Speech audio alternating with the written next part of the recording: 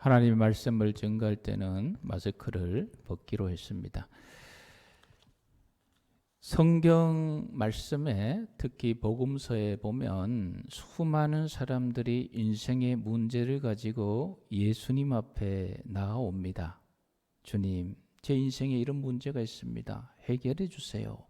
대부분은 우리 예수님께서 들으시고 해결해 주십니다. 그런데 간혹 들으시고 해결해 주지 않으시고 책망하시거나 교훈하시거나 가르쳐 주시는 경우가 있어요. 그게 아니다. 네가 원하는 것은 지금 엉뚱한 걸 원하고 있구나. 그것이 아니다. 오늘 주신 본문에 그 사람이 한 명 나와요. 우리 13절 말씀 같이 읽겠습니다. 무리 중에 한 사람이 이르되 선생님, 내 형을 명하여 유산을. 예수님에게 와서 한 사람의 이름 없어요. 예수님, 내 형에게 명령하셔서, 예수님의 권위와 예수님의 권세를 보면 우리 형님에게 명하셔서 나와 유산을 나누게 해주세요. 헬라의 단어들을 이렇게 보면 이렇게 요청하는 것이 자세하게 예수님 사실 저러 이러해서 상황이 이러니 주님께서 좀 도와주세요 이런 게 아니라 그냥 아무런 설명 없이 그냥 대뜸 무작정 주님 우리 형한테 명령해서 나한테 재산 좀 나눠주라 하세요. 유산 좀 주라 하세요. 뭐 이렇게 요구하는 그런 문구로 되어 있어요. 이 요청하는 사람은 이 모든 문제의 원인이 형한테 있다. 나한테는 잘못이 없고 형한테 문제가 있으니 예수님 형한테 명령하셔서 나한테 유산 좀 주라 하세요. 유대율법에 의하면 유산은 어떻게 정리하게 되어 있습니까? 신명기 21장에 대충 나와 있어요. 그 장자가 3분의 2 정도를, 그리고 차자가 3분의 1 정도, 형제가 있다면 뭐 또 형제가 많으면 좀 달라지는데 뭐 요런 이제 유대 율법이 있습니다. 지금 이 동생의 말을 들어보면 형이 동생에게 주어야 될 그 3분의 1을 하나도 주지 않는 상황인지, 아니면 3분의 1을 받긴 받았는데 요것이 부족하니까 조금 더 달라는 것인지 뭐 알 수가 없어요, 자세한 것은. 그래서 우리는 동생의 이 요구가 정당한 건지, 만약 이 3분의 1을 하나도 주지 않았다면 동생의 요구가 정당하다 생각할 수 있을 것이고, 3분의 1을 받았는데 더 달라 그러면 좀 과한 게 아닌 것인가 이렇게 생각할 수 있겠는데, 이 상세한 건 모르기 때문에 뭐 어떤 내용이 잘 몰라요. 이제 추석 명절에 여러분 감염 때문에 안 모이는 집들도 있고 또 모이는 집들도 있을 거예요.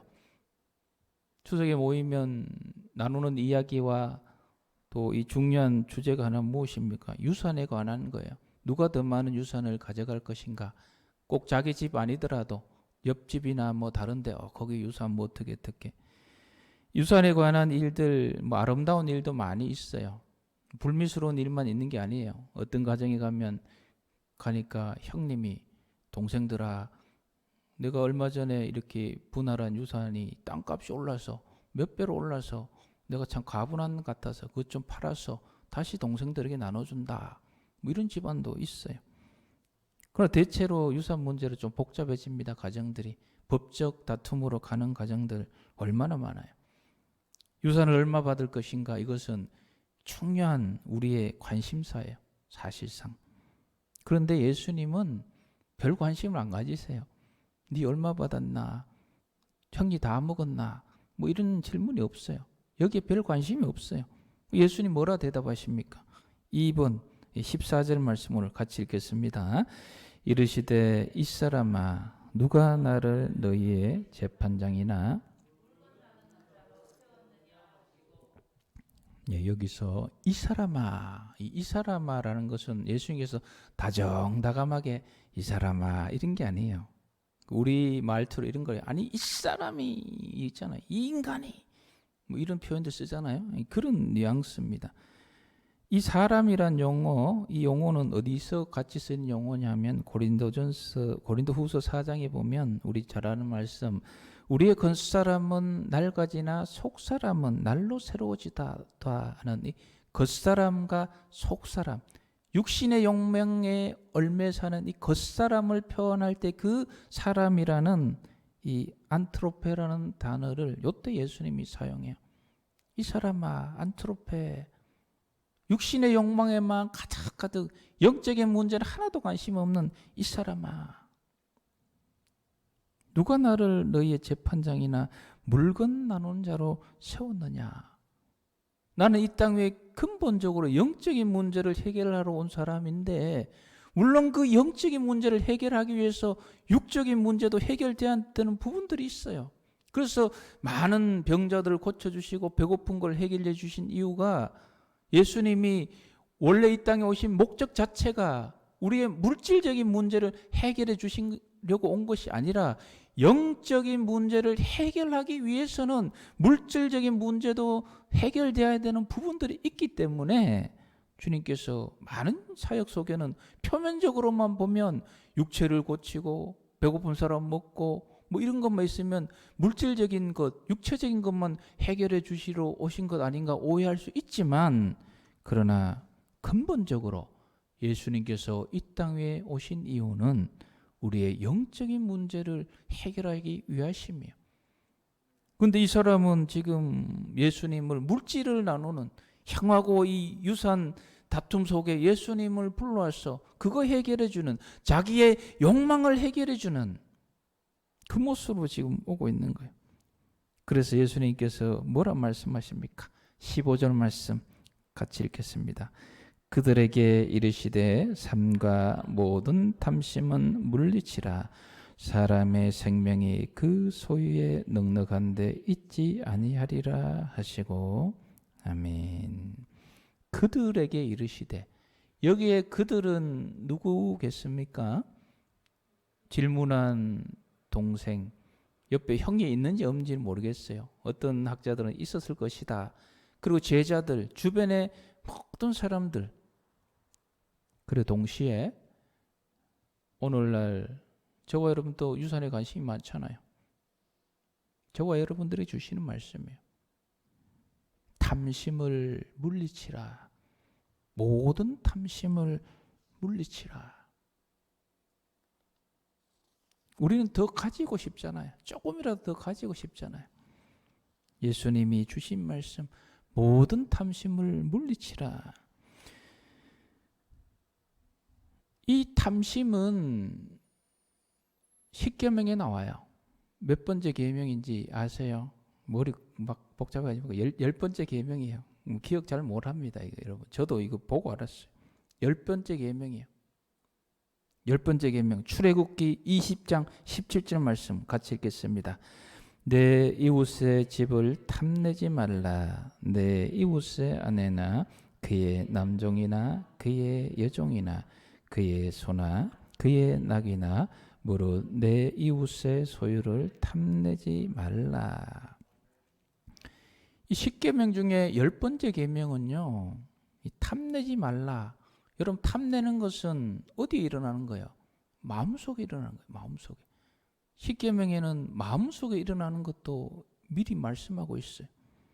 다른 건 행동으로 나타나는 부분이에요. 부모님이 불순종하는 거, 도둑질하는 거, 그거 다 행동으로 나타나잖아요. 근데 탐심이라는 것은 행동으로 나타나기 이전에 마음속에 품는 거예요. 더 가지고 싶은 거. 아내가 한 명 있는데 옆집 아내는 왜 탐냅니까? 버리라는 거예요. 예수님은 이 십계명의 연장선에서 그 탐하는 마음, 그 탐심을 버려라 말씀하십니다. 골로새서 3장 5절 말씀 같이 읽겠습니다. 그러므로 땅에 있는 지체를 죽이라. 곧 음란과 부정과 사욕과 악한 정욕과 탐심이니 탐심은 우상 숭배니라. 아멘. 탐심은 우상 숭배라.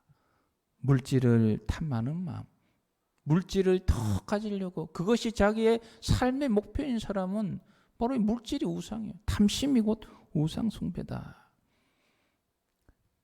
저와 여러분들은 지금 자본주의 시대를 살아가고 있습니다. 자본이 최고인 시대를 살아가고 있어요. 그래서 어떤 사람들은 대놓고 이야기합니다. 자본이 신입니다, 여러분. 자본이 신입니다. 돈을 가지고 못할 것 있습니까?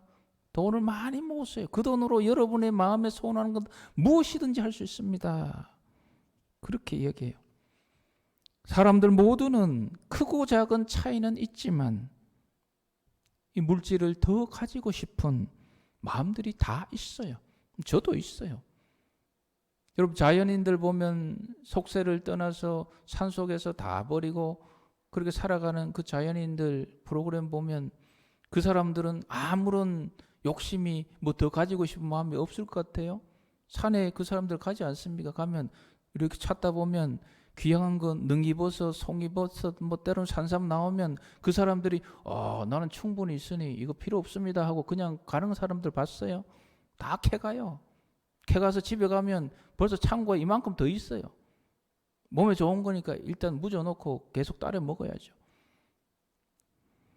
모든 사람에게는 크고 작을 뿐이지만 다 더 가지려는 마음들이 있어요. 왜 사람들은 더 가지고 싶어 합니까? 우린 잘 알고 있어요. 물질보다 중요한 게 많다는 것. 물질보다 사람이 중요하고 돈보다 사람이 중요하고 공의가 중요하고 물질보다 돈보다 정의가 중요하고 원칙이 중요하고 서로 믿는 이 신뢰가 중요하고 친구 간의 우정이 더 중요하고 건강도 더 중요하고 그래서 배신하면 안 되고 물질 때문에 사랑이 더 중요하고 신앙생활이 물질보다 더 중요하고 하나님이 물질보다 더 중요하다는 것 우리 잘 알고 있어요. 머리에 지적으로 잘 알고 있어요. 그러나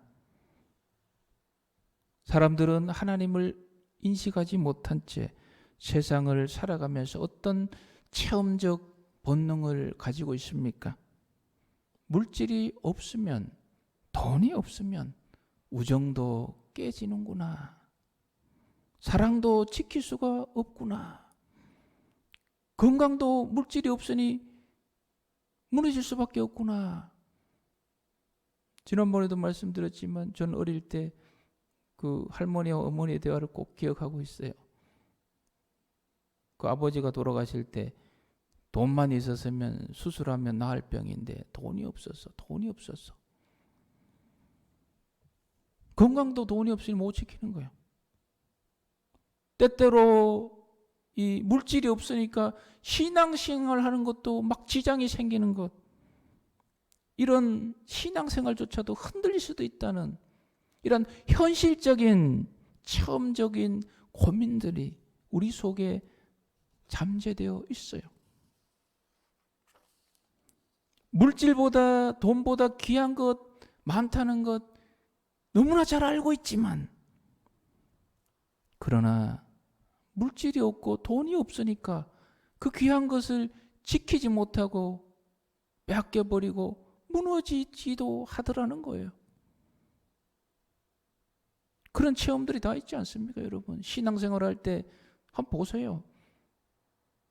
물질이 많은 사람이 와서 신앙생활 하는 거하고 하나도 없는 가난한 사람이 와서 신앙생활 하는 거하고 뭐 저는 그렇지 않지만 바라보는 눈빛이 다르잖아요. 그래서 우리는 기회만 되면 더 많은 물질을 소유하려는 그런 마음들이 있어요. 물질이 없어서 사랑도 깨지고 우정도 깨지고 가정도 깨지고 건강도 잃어버리고 의리도 파괴돼 버리고 내 신앙조차도 흔들려 버린 그런 경험, 물질이 없어서 세상 속에서 무시당한 그런 기억을 가지고 가는 사람들은 그것이 한이 되어서 앞으로 내 인생에서는 물질 때문에 돈이 없는 것 때문에 우정이 깨지고 사랑이 깨지고 가정이 무너지고 신앙생활조차도 흔들리는 그런 일을 다시는 경험하지 말아야지. 그래서 애쓰고 물질을 모으려는 그 마음 우리가 이해를 해야 돼요. 그냥 뭐 막 함부로 얘기할 부분들이 아니에요. 그럼에도 불구하고 오늘 예수님 주신 말씀은 단호해요. 그럼에도 불구하고 뭐란 말씀하십니까? 탐심을 버려라. 모든 탐심을 버리라.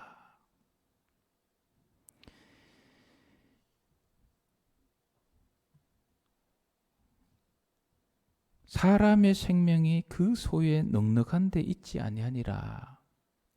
왜 탐심을 버려야 하는지, 왜 물질적인 것을 추구하는 것을 버려야 되는 것인지 착각하지 말라는 이야기예요. 정말 우리가 중요하다고 여기는 것을, 그것을 지키는 것이 물질이 아니라는 거예요. 생명은, 가장 귀한 생명은 그 소유로 인해서 지켜지는 것이 아니라 하나님이 지켜주는 것인데 착각하지 말라는 거예요. 여러분, 물질이, 돈이 있으면 모든 것이 다 지켜질 것 같은 착각을 세상은 우리에게 오늘도 끊임없이 막 심어줘요. 더 가지고 더 그러면은 모든 너의 행복이 지켜질 것이고 더 행복해질 것이다. 근데 여러분, 물질이 풍성하고 많은 물질이 모여지면 행복하게 잘 살던가요? 그 사람들은? 물질이 많은 사람들은 늘 건강하고 행복하고 아름답고 복된 인생을 살아가던가요? 물질이 많으면 신앙생활 더 잘하고 하나님 앞에 더 충성되게 다 그렇게 살아가던가요? 그렇지 않잖아요. 속고 있는 거예요. 여러분, 물질이 많으니까 국내의 재벌 그룹들, 형제들끼리 맨날 싸우잖아요. 더 많이 상속받기 위해서. 가정이 파탄나고 형제관계가 파탄나고 물질 때문에. 아이폰의 창업자 스티브 잡스 몇 세에 죽었습니까? 췌장암으로 56세에 죽었어요. 돈이 없어 죽었습니까? 물질이 없어 죽었습니까? 죽을 때 이 사람 재산이 얼마인 줄 아세요? 10조 정도 있었어요. 물질로 지킬 수 없는 것이 너무너무 많아요. 근데 세상은 계속해서 우리한테 자꾸 심어요. 더 가지라, 물질이다, 돈이다. 그거면 다 지켜질 것이다.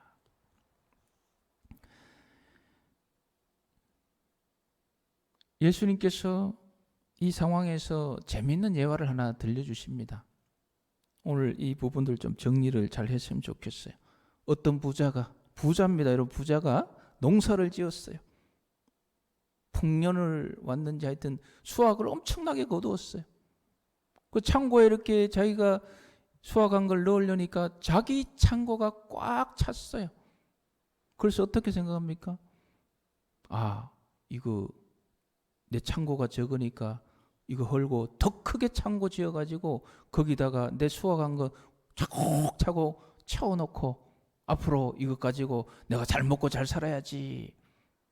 그렇게 생각하고 있는 그 부자에게 하나님이 뭐라 하십니까? 오늘 밤에 내가 내 영혼을 도로 찾아가겠다.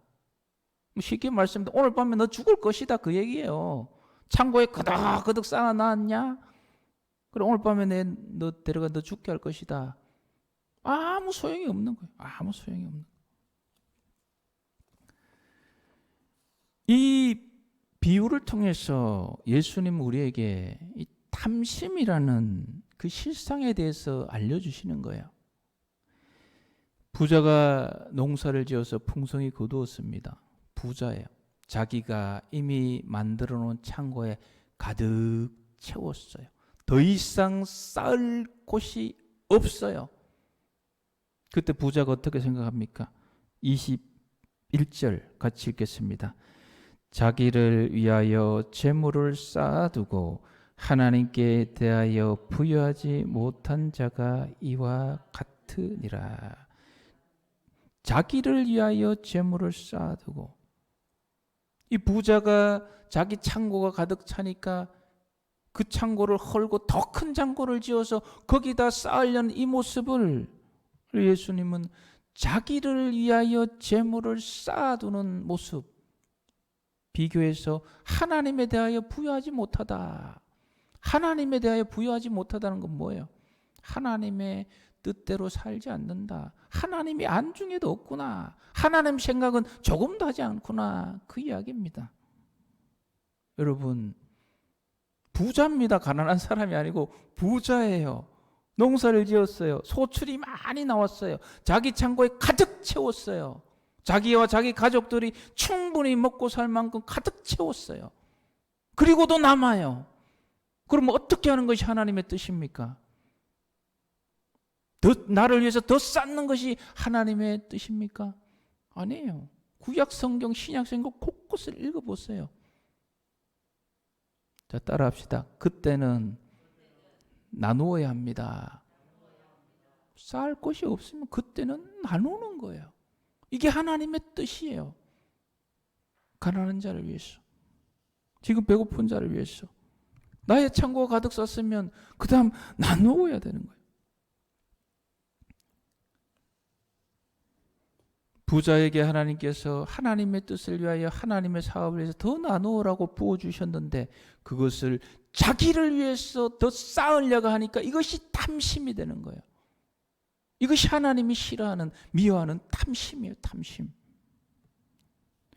저와 여러분 각자에게는 하나님이 허락하신 자기 창고가 있어요.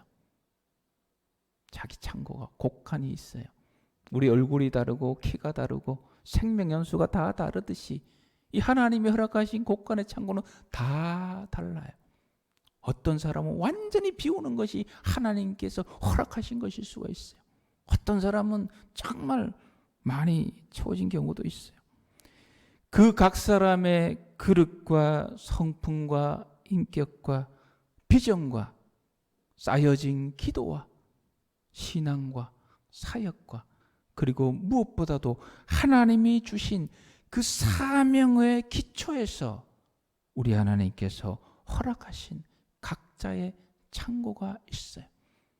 그 크기는 뭐 저는 몰라요. 깊이 기도해 보세요.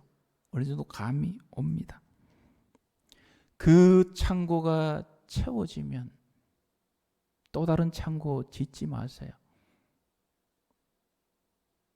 가만히 생각해 보세요, 여러분. 10년 전, 20년 전 하나님 나에게 이 정도 물질만 허락하면 제가 감사하면서 나누겠습니다. 그렇게 기도하신 분들 있을 거예요. 돌아보세요. 그 20년, 30년 전에 기도한 것보다 지금 훨씬 더 많은 것이 있어요. 그런데도 더 가지려고, 더 모으려고 애쓰고 있다면 지금 자기 창고 짓고 있는 거예요. 탐심이에요, 탐심. 하나님이 허락하신 창고가 가득 차면 그 다음은 나누어야 해요. 물질은 우리의 소중한 것을 지키기 위해서 필요해요. 그래서 주님 가르친 기도에 일용할 양식을 주옵시며, 일용할 양식이라는 이 물질이 있어야만 우리의 소중한 건강도 가정도 지켜갈 수가 있어요. 그것을 허락하신 창고가 있어요. 그러나 그것이 가득 쌓여지면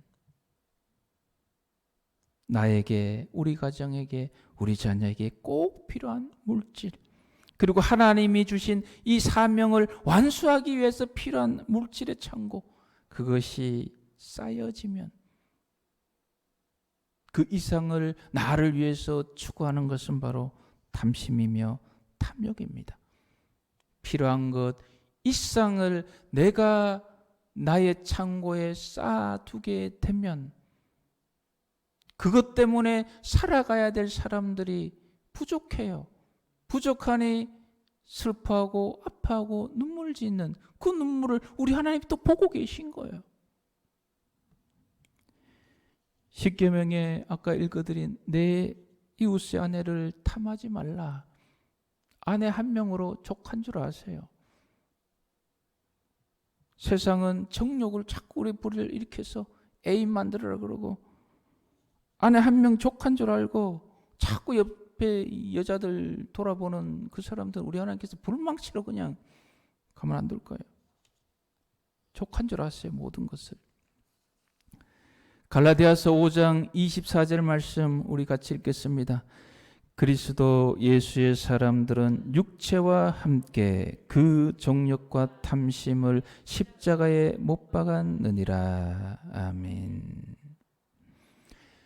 탐욕과 탐심의 마음으로 세상을 살아가면 아무리 채워져도 부족해요.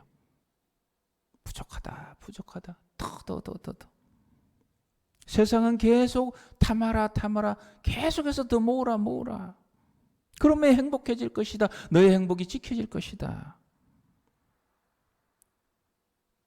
그리스도 예수의 사람들은 세상이 추구하는 이 탐심을 십자가에 못 박은 줄 믿습니다.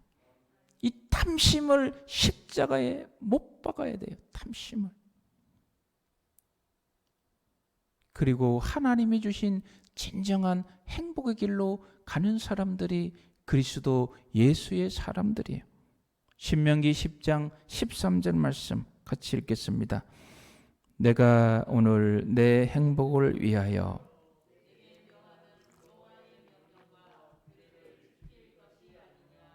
아멘. 하나님께서 제시하는 우리의 진정한 행복의 길이 있어요.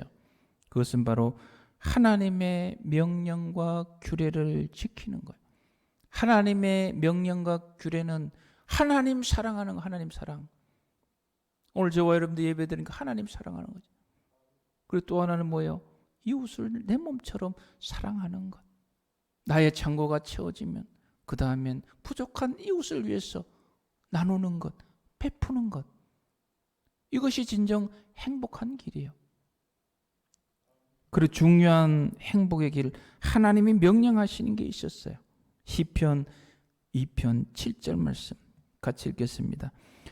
내가 여호와의 명령을 전하노라. 여호와께서 내게 이르시되 너는 내 아들이라. 오늘 내가 너를 낳았도다. 아멘. 내가 여호와의 명령을 전하노라. 하나님의 명령이에요. 이 명령을 받을 때 우리가 진정 행복한 거예요. 이 명령은 무엇입니까? 명령 그러면 보통 이거 하라, 저거 하라, 이거 하라 그거지만 이 명령은 이거 하라, 저거 하라가 아니에요. 너의 존재적 실체를 제대로 깨달아 알아라. 너의 존재가 무엇이냐? 여호와께서 내게 이르시되 너는 내 아들이다. 오늘 내가 너를 낳았도다. 할렐루야. 저와 여러분들은 모두 다 예수 그리스도의 십자가의 보혈로 하나님께서 새로 낳으신 하나님의 자녀인 줄 믿습니다. 하나님의 자녀이며 하나님의 딸이며 하나님의 아들로 우리의 소유가 어떠든 간에 우리는 이미 하나님의 자녀로 존재하고 있다는 이 하나님의 명령의 말씀을 내가 내 마음속에 품고 받아들일 때에 우리의 삶은 진정한 행복된 삶을 살아갈 수가 있는 거예요. 여러분, 행복은 많은 물질의 소유에 있는 것이 아닙니다. 하나님의 자녀로 존재함에서 행복은 오는 거예요. 하나님께서는 오늘 저와 여러분에게 말씀하십니다. 세상이 이야기하는 거짓 행복에 속지 말고 탐심을 버리고 하나님의 자녀라는 인식과 더불어서 하나님을 사랑하고 이웃을 사랑하는 나눔의 삶을 살아가면서 진정한 하나님이 인도하시는 행복의 길을 걸어가라 저와 여러분에게 말씀하십니다.